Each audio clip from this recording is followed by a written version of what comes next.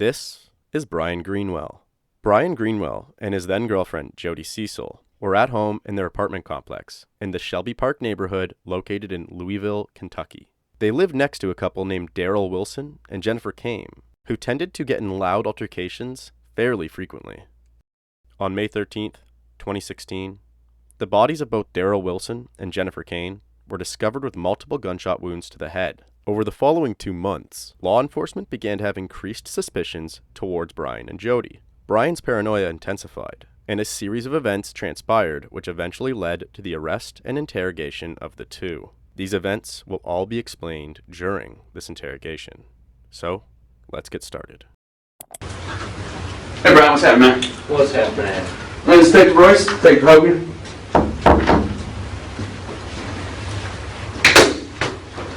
And sorry it took me a little while to get over here. I was finishing up talking to Jodie. Jodie? Mm-hmm. How's she doing? She's a little upset. About what? Well, that's what we're here talking about. She's a little upset. I will tell you that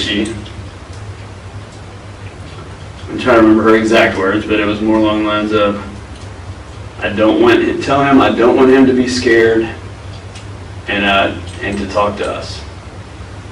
Anything else along that?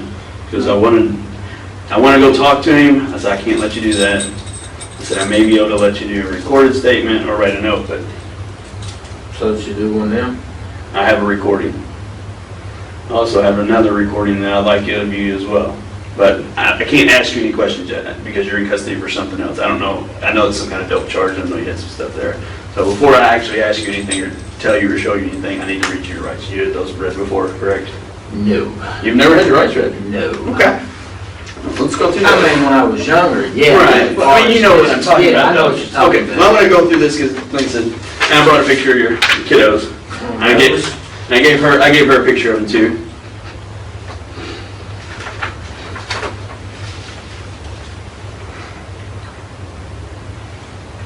Alright, before we ask any questions, you must understand your rights. You have the right to remain silent. Anything you say can and will be used against you in a court of law.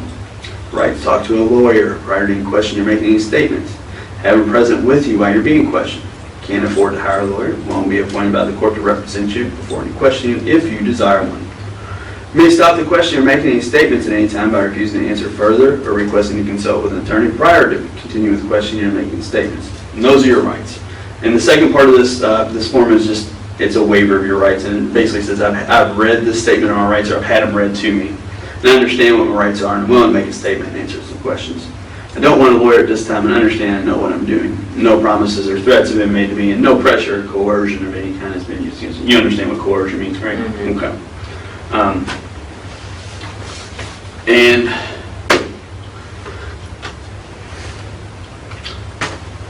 I'm guessing you might have an idea of what, you don't have an idea of what you might want to talk to me about, or what I want to talk to you about.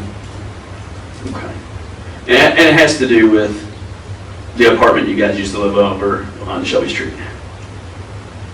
Oh, well, yeah. Does that ring a bell? And that incident? Okay. What do you know about that incident? As far as I know, that was supposed to have been us, as far as my understanding. Mm-hmm. Because the guy, Terry Payne, that he was supposed to send somebody over there to talk to us or something like that. I don't know, because they used to have deals. Well, I mean, I know the guy too. You know, they used to have dealings or something like that. And I'm not even sure if it's him. You know what I'm saying? I'm just going by what I've heard. That he got ripped off for some dope a few times.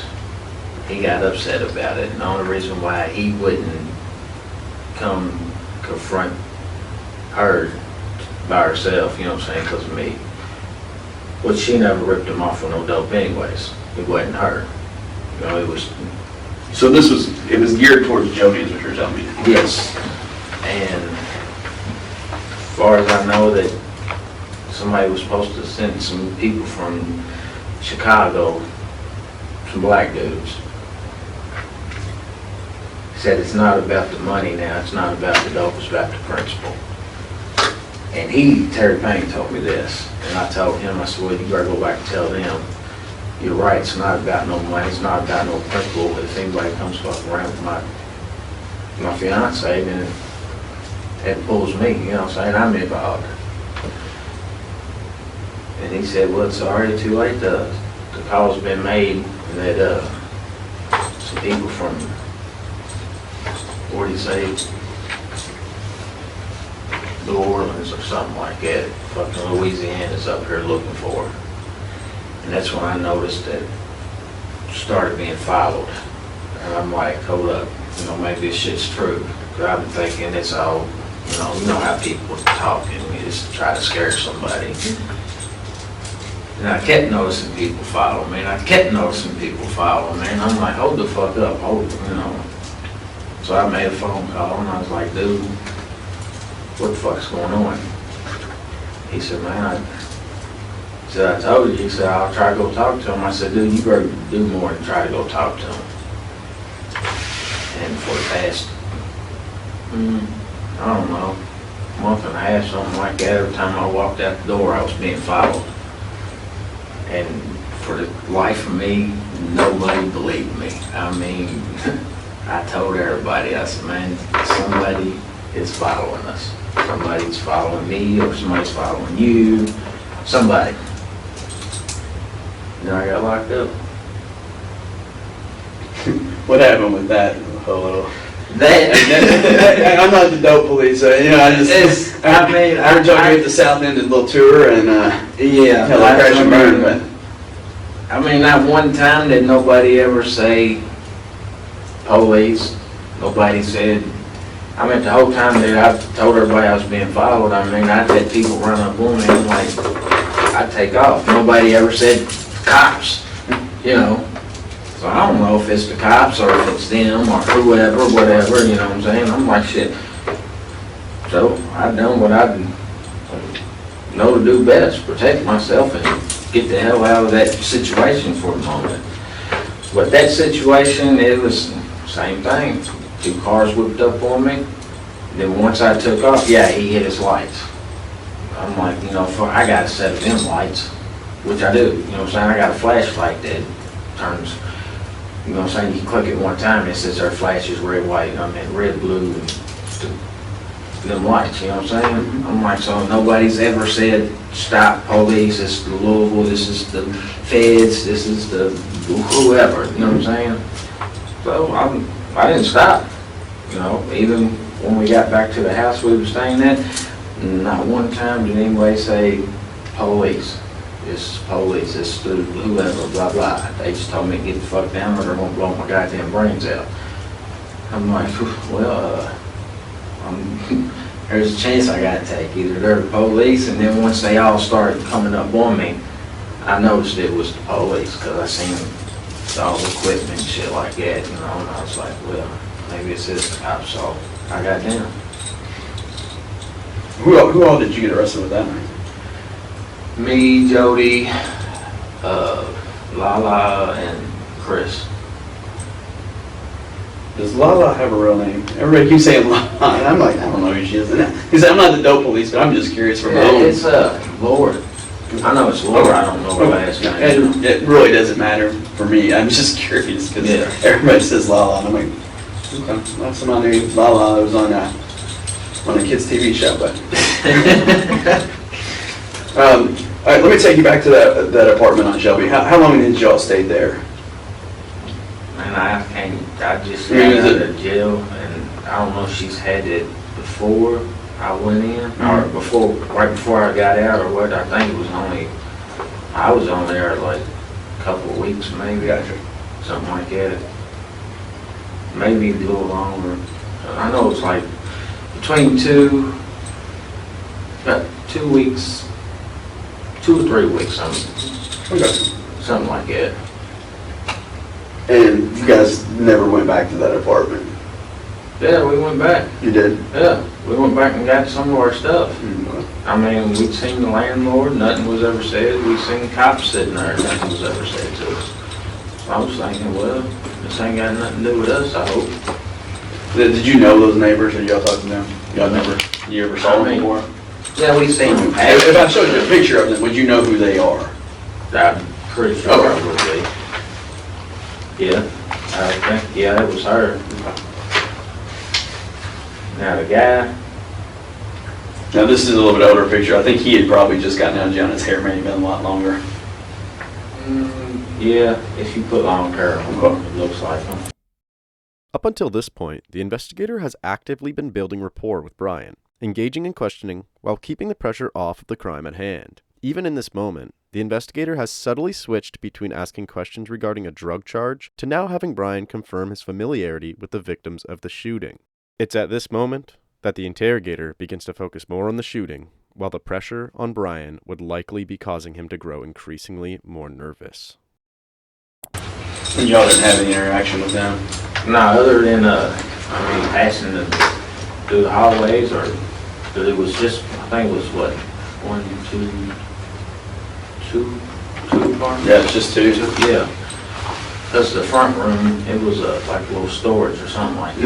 Right. And the back room was supposedly where he stored all his stuff for, I guess, the strip clubs that he owned or something. I don't know. Mm-hmm.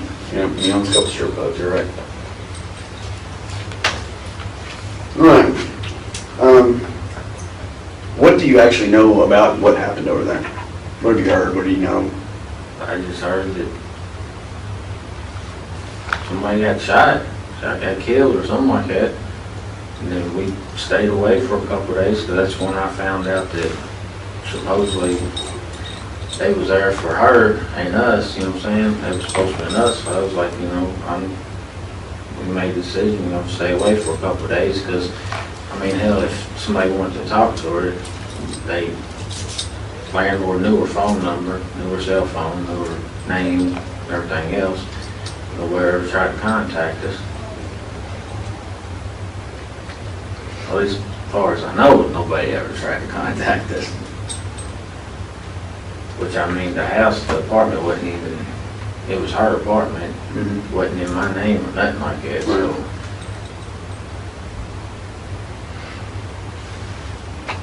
Right. And you know there was two victims there? Did you know that? No. Both of those two people that showed you?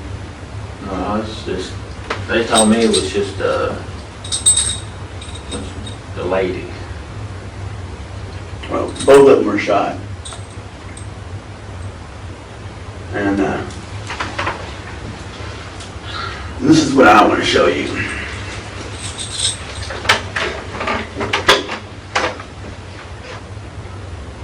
He didn't die. Do you know your neighbors that live next door?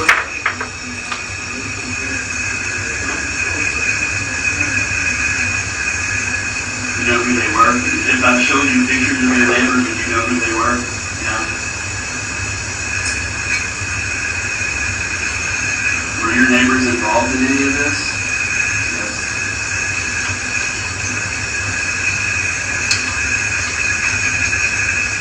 You recognize her?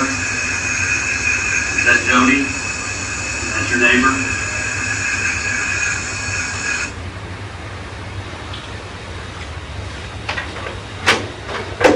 So, that's just the start of it. But Okay, well, let's finish it. I've got a couple follow-ups here.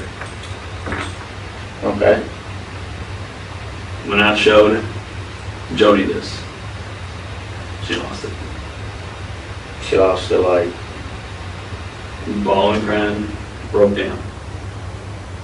Let me guess. Said that we done it. She did. Well, And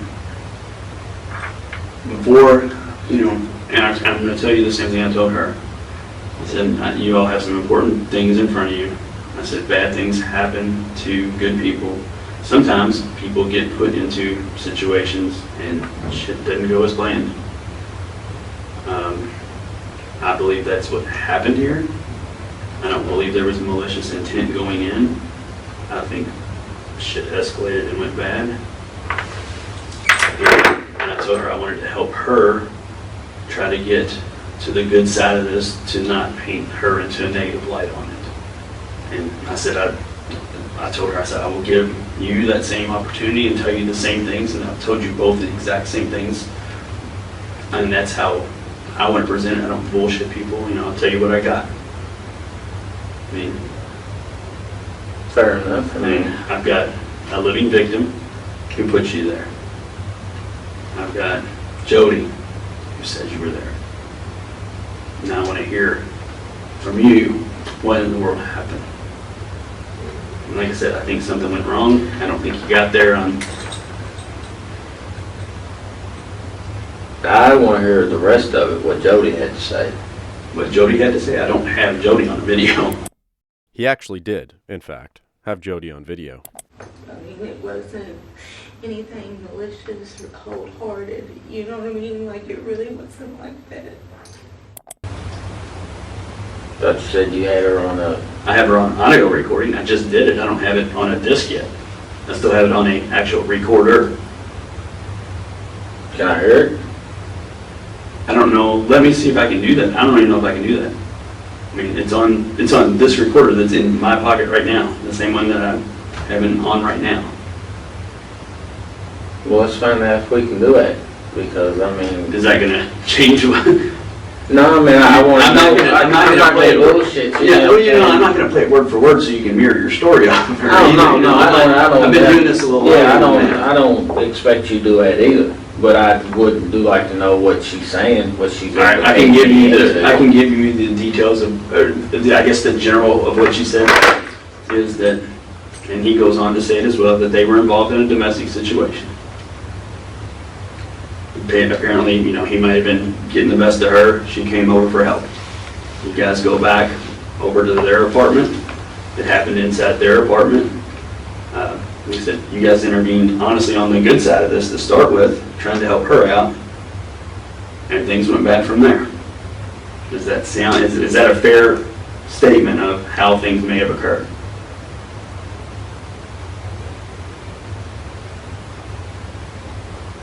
No, I mean, It's not. no, because I had no. Yeah, I know these people. I don't know them personally. You know what I'm saying? I know them from that apartment. And yes, we did go over there, but that's it. I mean, hell, if you fingerprint the place, you can find my fingerprints on a couple of things. That's where I walked in the room. I kind of picked some stuff up, that was laying everywhere, and I was like, here. I mean, other than that.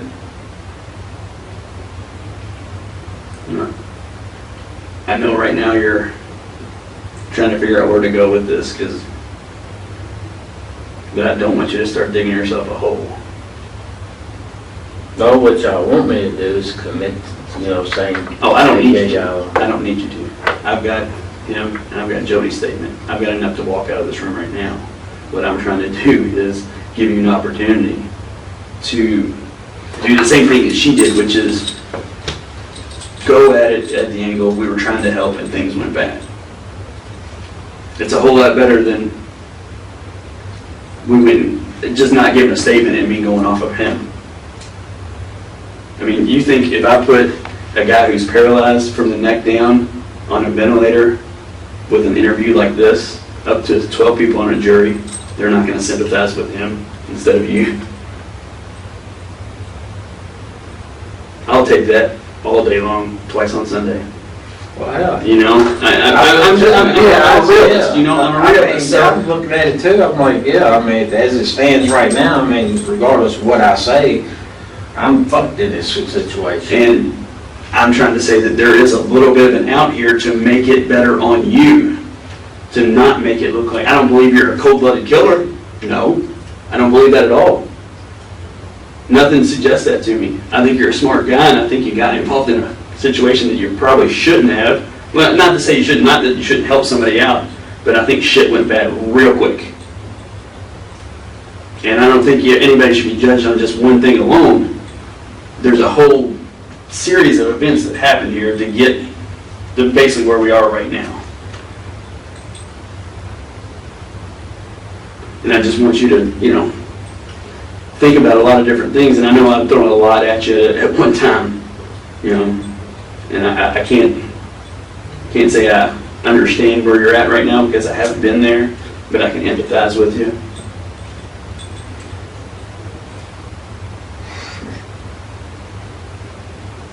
I do this every time.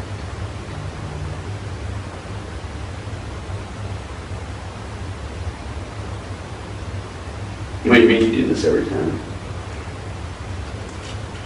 I always try to protect everybody. You shut that recorder off for a minute so I can ask you a question. This, yeah. And the one in there.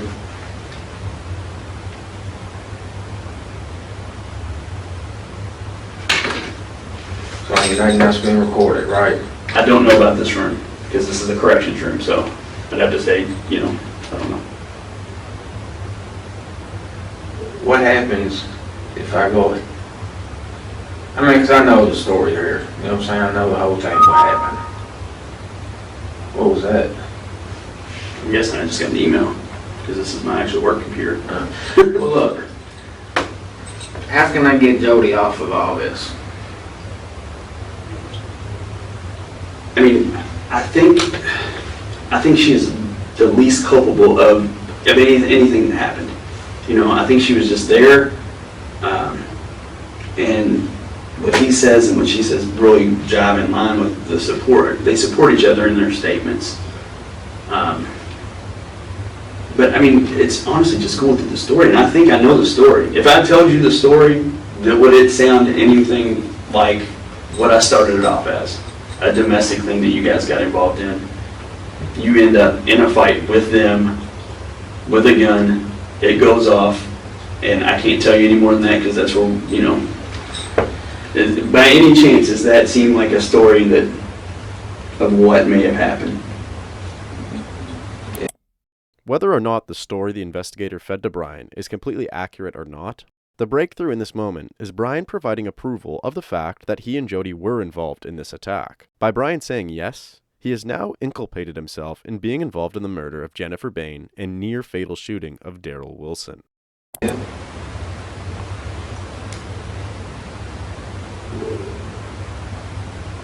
see, we can work with that because the beginning part of it changes a lot. There's a difference between you going in and saying, I'm going to kill somebody, and you going in, I'm trying to help somebody, and then shit goes bad. That's way different things there that we're talking about. One's a whole lot better than the other. I mean, the end result was that people lost their lives, yes, but it's a whole lot different when it comes to talking to juries, talking about charges, those type of things. That is a night and day situation. Yeah, Yeah, like you say, y'all can paint me out to be the fucking... Wow, man.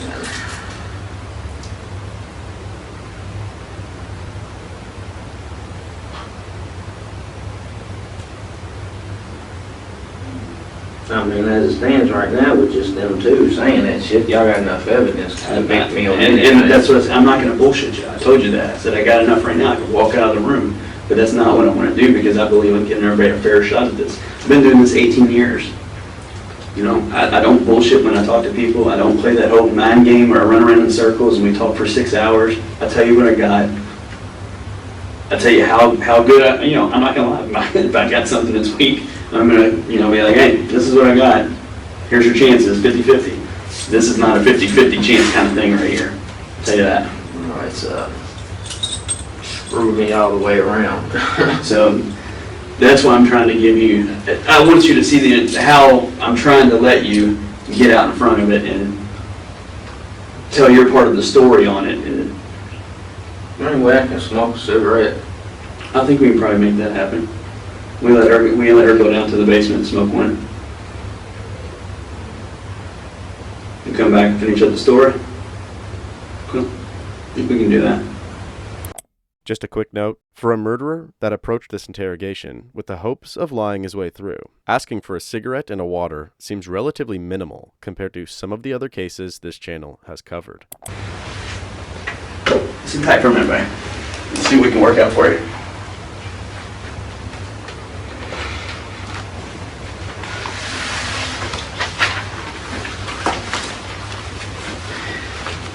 Look, regardless of what happens, man, y'all can't.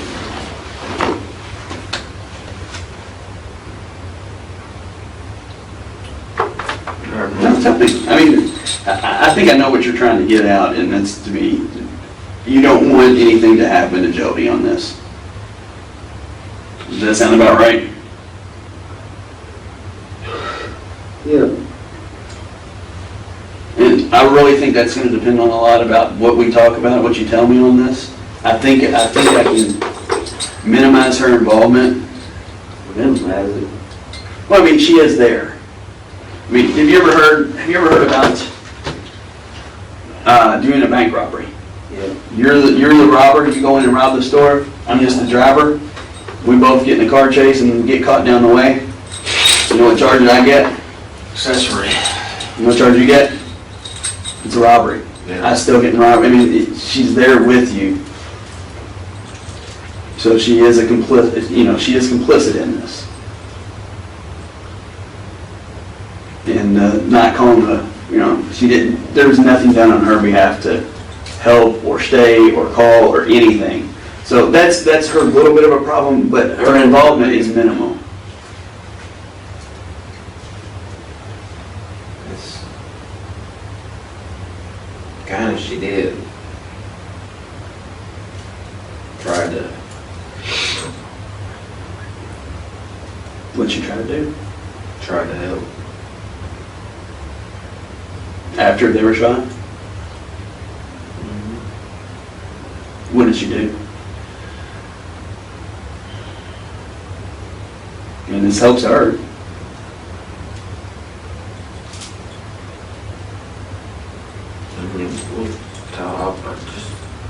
We'll talk about it all here in a second. Okay. Let me calm down. Okay. I'll give you some time, you know, get your stuff in order. And I'll see about setting up that cigarette. I appreciate it. Thank Okay. you. All right. Definitely. You want to get your mouse?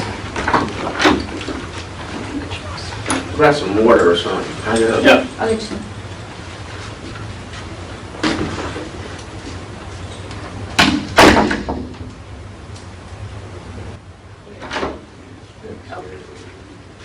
All right, we're gonna, Is Jodie still down here? they already took her back to CCC. They have like a count or something they have to do at certain times, I don't know. We're gonna go, as soon as he comes back there, we're gonna go downstairs. Now, we're not gonna talk about anything that we talk about in here. It's just gonna be, you gonna smoke, get your thoughts together, okay? And we'll come back in and we'll talk some more. Answer some questions. Ready? Got your water, you okay? I appreciate it. Thank you. You're welcome. Okay. Yeah. Wow.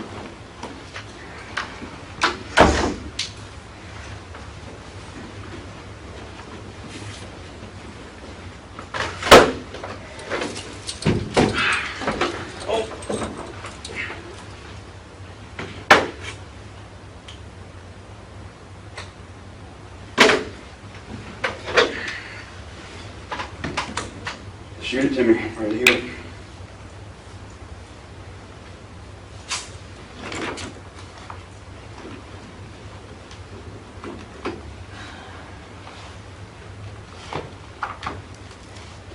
I mean, I've talked to some other people. I know it's been bothering you. Everybody has said that you've been acting different. It's really been bothering you.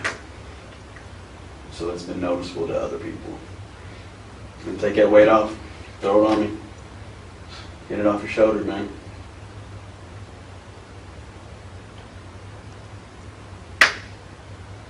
I mean, you ain't gonna try hitting me with no fucking death penalty or nothing. No, there's no aggravating circumstances. We're gonna try to get this done as quick as possible. Yeah, Cause I'm gonna be honest with you, I can't sit in that jail. I understand. Jodie didn't have nothing to do with it. And she did try to get help in her. I mean, I even did try it, but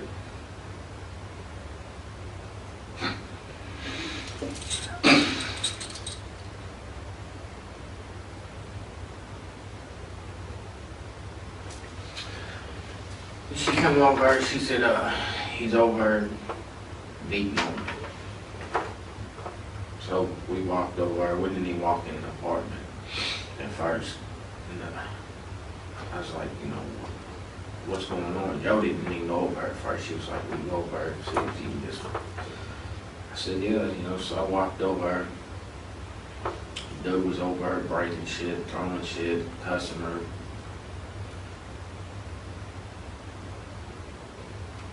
All three of us were standing outside, even as the girl was standing outside, you know what I'm saying? I was like, look, just leave or come over here or do something, you know what I'm saying? Just, if you want to leave, go and call the cops.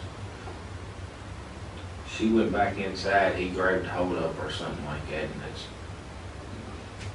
Jodie was like, you know, you gotta help her, because I guess her deformity or something like that. So I walked in there and I separated them and this and that, and that's when, to be honest with you, I can't even remember how the gun came into play, for real. Well, we started kind of wrestling around and the gun went off.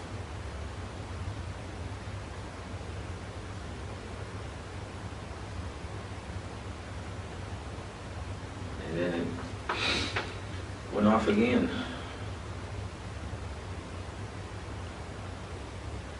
I mean, that's, How many times do you think it went off? honestly, man, I don't even know. I was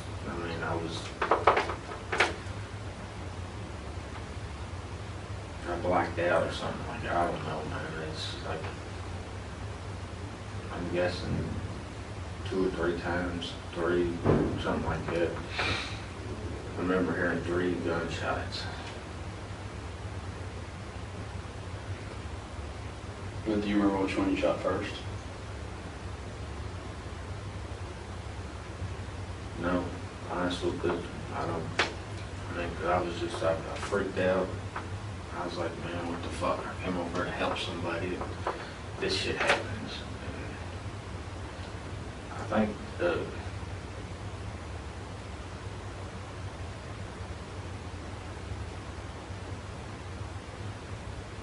I know it went off once. I'm thinking she got hit first. I'm not for sure. And then me and him was still struggling, and it went off again. I do remember it, and that's when he fell on the bed, and I didn't know what to do. I mean, I went over, I didn't, like you said, there wasn't no intention of going over, no malice intended or nothing like that, you know.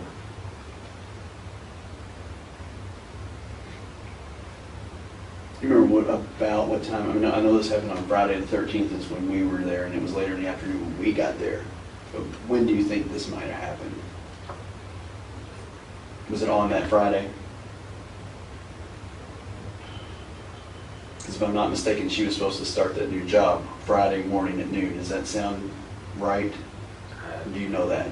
Jodie knew that. That's why I didn't. I don't know. Okay. I mean, and after it was all done and everything, I might have heard Jodie say something about she was supposed to start a job today or something like that. And I was like, man, what the fuck, man? Now what do I do? I mean,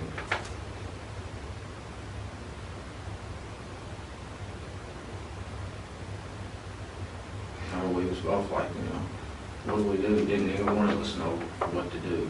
She was like, let's call the cops. Because like you said, we went over our intentions of helping, not hurting somebody, you know. And Jodie never entered the apartment whatsoever, as far as I know of. You know. She told me that she did. She said she didn't go into the room that you guys were in, which is the back bedroom, but she said she made it into a part of it. But you said she tried to help him afterwards, so.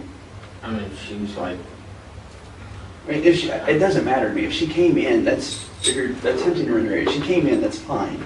It's not, that doesn't get you in trouble. That makes you a normal human being that wants to come in and maybe try to help. Yeah, I mean, we was both, you know what I'm saying? She was like, you know what I'm saying?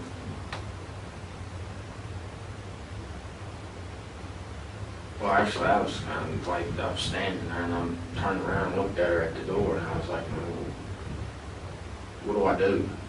You know, so I didn't know. And I still, I mean, until this day, I still can't tell you exactly from start to finish what happened, you know what I'm saying? I just know that I was the one standing in the room while both of them was laying there. And Jodie was like, you know, are you checking, are they still breathing, or are they whatever, you know what I'm saying? I was like, man, I don't know what, I mean, how do you check to see if somebody's, you know, I don't know none of that I've stuff. been in that situation Yeah. before. And I do know that I'm not for sure if the landlord called or if Jodie called the landlord or what. I'm not for sure. But I do remember hearing her say the landlord called or the landlord's wife or something like that, saying something about she gonna come by and cop some dope from them or something. I'm like, fuck, that's even great now. Now we're gonna look like we fucking went there to rob them or something, which that wasn't the case. I mean, nothing was took, nothing like that. And I was like, man, I just didn't know what to do. I mean, I still don't know what to do. I mean, I don't know. What happened to the gun? What did you do with the gun? Destroyed it. Melted it down. You melted it down. How'd you do that? I mean, that takes a lot of heat. Yeah, I know. And well, actually, the gun didn't get melted down. It got took apart, and the barrel got melted down. I was like, man, I don't. So I gave the gun back to the person that owned it. You know what I'm saying? He just let me borrow it, and I can't tell you his name, man, because I don't want to give him. So did you destroy it or did you give it back to the guy? No, I took it apart. Most of the gun went back. I mean, don't bullshit me. I mean, it's not. That's not a big issue there. You may have noticed this investigator's incredible ability to downplay each of Bryan's admissions. Although Bryan has just fully admitted to another felony, which is the crime of tampering with physical evidence, this officer's constant reassurance that this is not a big issue seems to provoke more and more information from Bryan, which again inculpates himself even further. Also, the reason Bryan is claiming the gun was borrowed and not his own is due to another felony, which is the possession of a handgun by an already convicted felon. I'm just trying. My main thing, honestly, is, well, yeah, I would like to recover it, but I just want to make sure you just didn't toss it somewhere and some kid finds it. That's more what I'm worried about. Yeah, I made sure that it wasn't no kid or no innocent bystander or nothing like that was going to kind of pick it up. I mean, yeah. What model was it?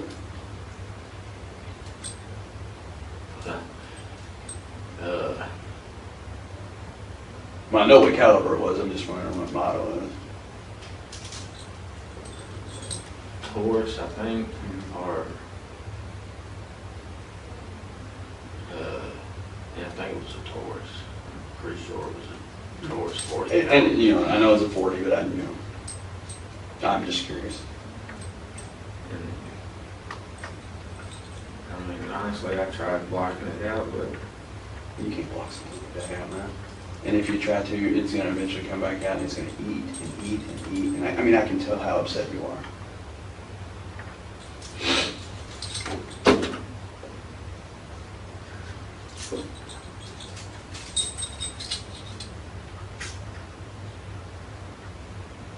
I never.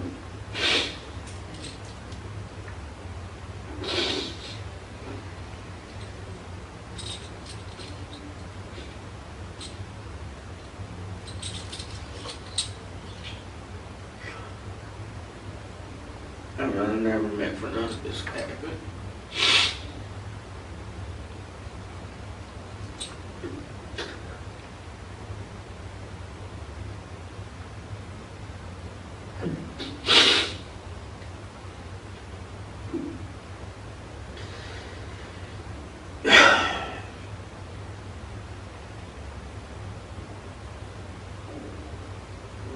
I mean, I don't know what else to say besides, it was me.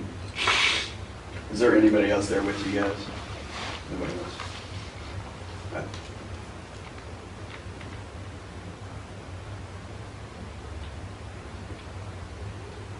Did you have the gun on you when you first went over there? Is this I went back and got it, or did you have it on you when you first went over there?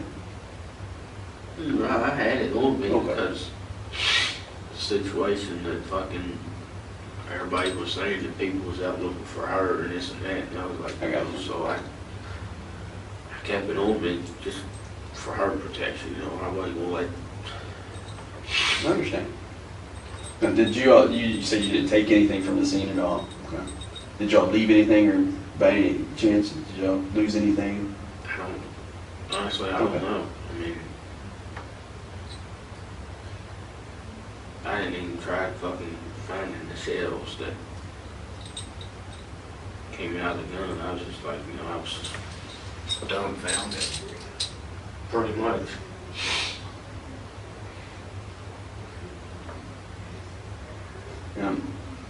I know this happened in the back bedroom. Were they fighting in the back bedroom and you got in the middle of it, or did you and him got in a fight in the back bedroom? I just want to be clear about it. Well, they was fighting. First, we was all standing outside in the hallway. And we're talking about a physical fight, not arguing. Yeah, they You're was talking about physical fighting. And I was like, that's when Jodie said, Bryan, you gotta help her, That's when I went in there.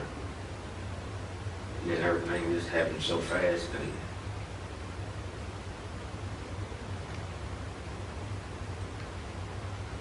the rest.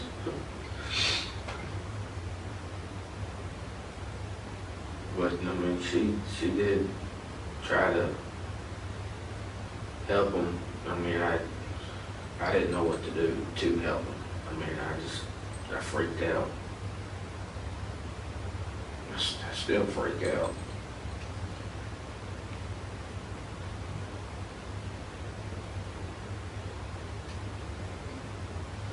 Well, I'll tell you what, this whole situation, sucks. And I was right. Was I not right from the minute I came in here and how things went down?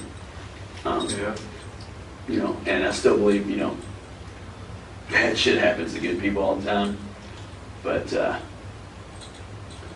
this series of events doesn't paint you out to be a cold-blooded, calculated, I don't give a fuck killer.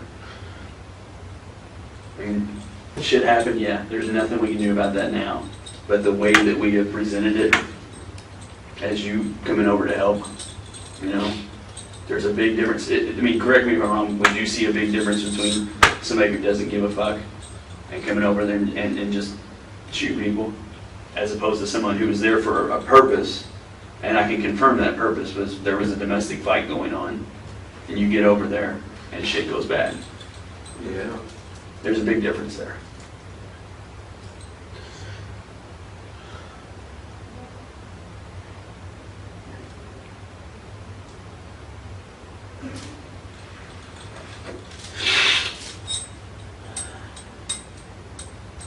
Yeah, that's a big difference.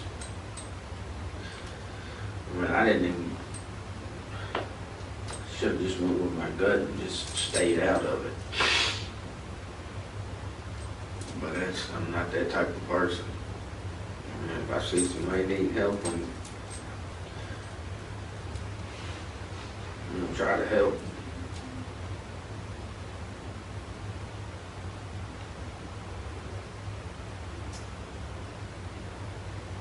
I'm gonna let you take this picture with you too. I don't know if you have any of your kids with you.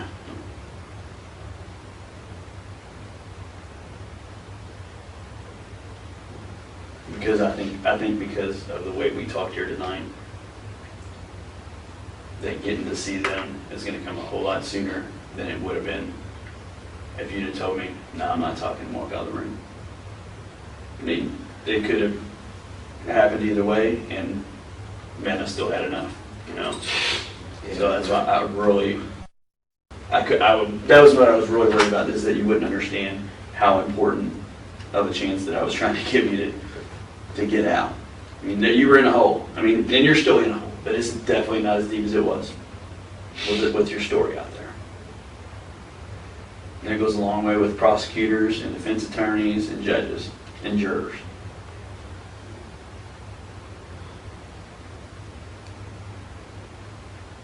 So we gotta look at it as it's a bump in your road. That bump was sitting back on the backside and you hadn't crossed it yet. Now we're across it. Now we're gonna figure out from here where we're gonna go. And you're gonna get your life back on track. Does that sound like a good plan here? How I want it. Well, there's nothing but future in front of you now. You don't get me wrong, we're gonna take a little bit of it here, but it ain't all of it. And what you do with the rest of it is up to you. Well, I'll never see a day like it again. I see people I talk to have heard you say that, and I disagree with that.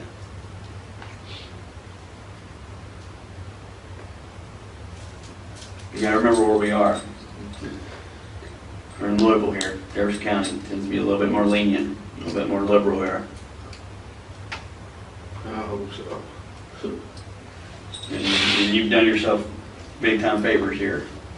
You know, you've done the best you can for yourself with the situation you're in.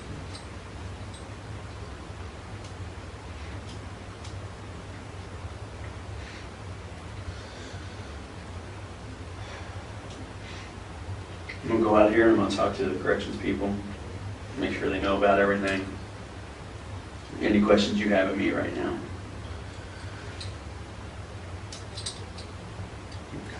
Do you have anything? All right, sit tight. Back up here in a few minutes.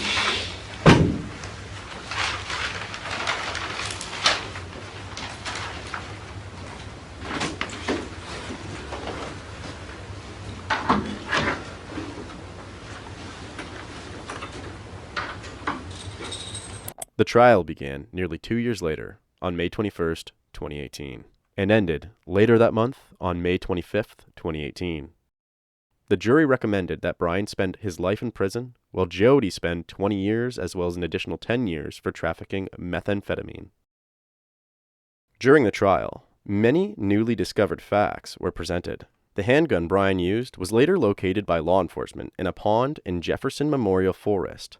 The magazine was also discovered in the same pond, separated from the gun. Jennifer was found to have been shot in the head 3 times. One bullet entered just below her left earlobe, and an examiner went on to testify that the gun must have been very close to her when fired, with an estimation between 1 centimeter and up to a maximum of 36 inches away. A second bullet entered just below her left eye and traveled down from left to right and exited in the right side of her neck. This wound also demonstrated that the gun was fired between 1 centimeter and 36 inches away. A third bullet entered the left side of her skull, slightly above her ear, and traveled down from left to right and exited through her right cheek. The same examiner testified that this wound had no evidence of stippling or soot and was therefore fired from an intermediate distance, but he noted that hair can sometimes absorb gunpowder. This examiner also stated that the bullet that hit Jennifer just under the left eye would not have been fatal, but both of the other wounds would have likely caused immediate death. He also stated that Jennifer had no other injuries indicating that she was recently involved in some type of physical altercation with Daryl. The bullet that struck Daryl entered the back left top of his head, traveled left to right downwards, slightly front to back. It stopped at the top right back of his head, where it became lodged. The doctor that examined Daryl could not say certainly what distance this bullet was fired from. However, the wound could have been fired from an intermediate distance of about 48 inches or less. Because of the path this bullet took, this bullet had to have been fired from above Daryl's head. Daryl amazingly survived this attack. And although many medical professionals believe that he would be paralyzed from the neck down, he has regained many of his motor functions, leading to a nearly full recovery. Luckily for Daryl, his girlfriend Jennifer was expected to begin a new job the morning after the shootings took place. Due to this, Jennifer's friend and coworker came to the house to check on Jennifer when she was not responding to his phone calls or text messages. When he noticed the door was unlocked, he entered the apartment where he found both Daryl and Jennifer laying in blood. Before he had a chance to dial 911, he noticed Daryl gasp for air and immediately notified the emergency department. These discoveries saved Daryl's life. Daryl recovered enough by trial to testify against the two. Though Daryl's memory of the shooting was not complete due to injury, he was able to explain the moments leading up to the shooting and stated that he and Jennifer were arguing, but that there was absolutely no physical altercation between the two. He also stated that he remembers being shot and then blacking out, but that he believes Jennifer must have been shot after him, due to having zero memory of her being shot before the blackout. When Bryan Greenwell testified for himself, his story completely changed. He now stated that he was on his 3rd day in a row without sleep due to being high on methamphetamines. He said he was laying down watching TV until Jennifer came pounding on the door. He then said Jennifer accused Daryl of beating her and asked Bryan to come back to the apartment and help her. So Bryan quickly tucked his gun into his waistband and headed to Jennifer and Daryl's apartment. He went on to state that the argument between the three started at the doorway but quickly went to the back bedroom, where Daryl pulled out his own gun and shot Jennifer 3 times. Bryan then tried to protect himself and wrestled with Daryl to remove the gun. At this point, Bryan's gun had fallen out of his waistband during the wrestle, and when Bryan was able to get a hold of Daryl's gun, he simultaneously knocked Daryl onto the edge of his bed while Daryl's gun went off and accidentally shot Daryl in the top of his head. He then took both weapons and tried to dispose of both. Bryan Greenwell was found guilty of all charges and was sentenced to life in prison with the possibility of parole after May 26, 2037. Jodie Cecil was found guilty of all counts and was sentenced to serve 20 years behind bars with the possibility of parole after July 8, 2033. Bryan is currently residing at the Kentucky State Penitentiary, while Jodie is residing at the Kentucky Correctional Institution for Women. One thing that seems crystal clear at this point is that due to Bryan's meth addiction combined with his pathological lying tendencies, we may never know exactly what happened that night.